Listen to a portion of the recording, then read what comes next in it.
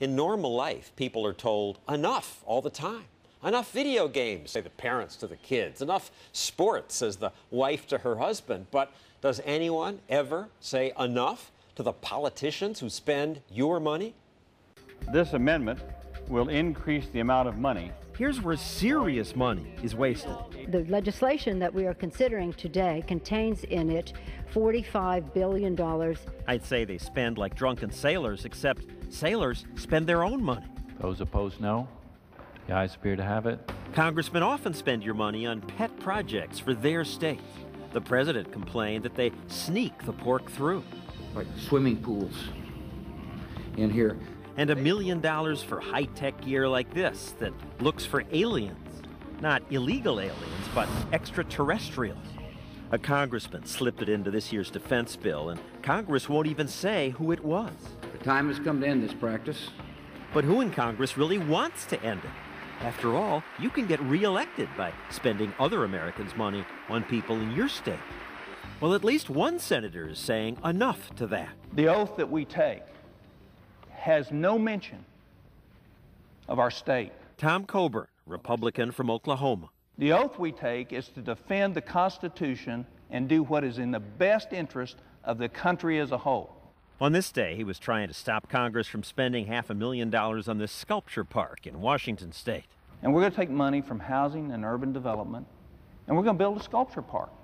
Senator Patty Murray was mad about his criticizing her pet project. We must not, and we will not go down the road of picking on one senator or the other on the floor of the United States Senate. Senator Kit Bond was mad too. I don't need a senator from Oklahoma telling me what's good in Missouri or telling the senator from Washington what's good for the state of Washington.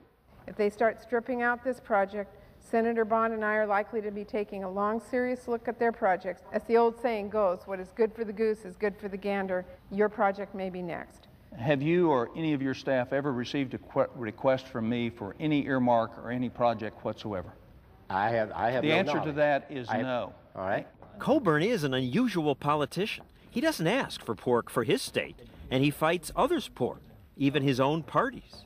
You're very different from your colleagues. You said enough. Enough is enough with that. Why would we continue to do things that shackle our grandchildren?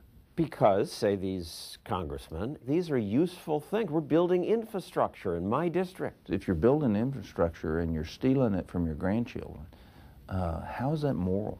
The greatest moral issue of our time today isn't the war in Iraq, it isn't abortion, it isn't any of the other issues. It is it morally acceptable to steal opportunity and future from the next generation? This earmark that's in this bill is a sham. Congress steals your money, he says, to spend it on things like a North Carolina teapot museum. Are these teapots crucial to the national interest? The museum still isn't built, so the teapots wait in a warehouse. That's stealing. It's also unconscionable that we would not be paying attention to that. Giving tax money to museums makes it harder for Congress to address America's real problems, says Coburn, like the coming bankruptcy of Medicare and Social Security. We have an unfunded liability right now sitting in front of us that's 1 3/4 times our entire net worth. Social Security and Medicare. It's just no way the promises will be kept. We can keep the promises by asking our children to never go to college, never own a home, never buy a new car.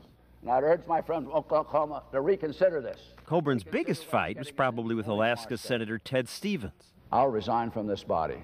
Coburn had tried to kill Stevens' infamous bridge to nowhere. It will not happen. It will not happen. I've come to warn the Senate. If you want a wounded bull on this floor of the Senate, pass this amendment.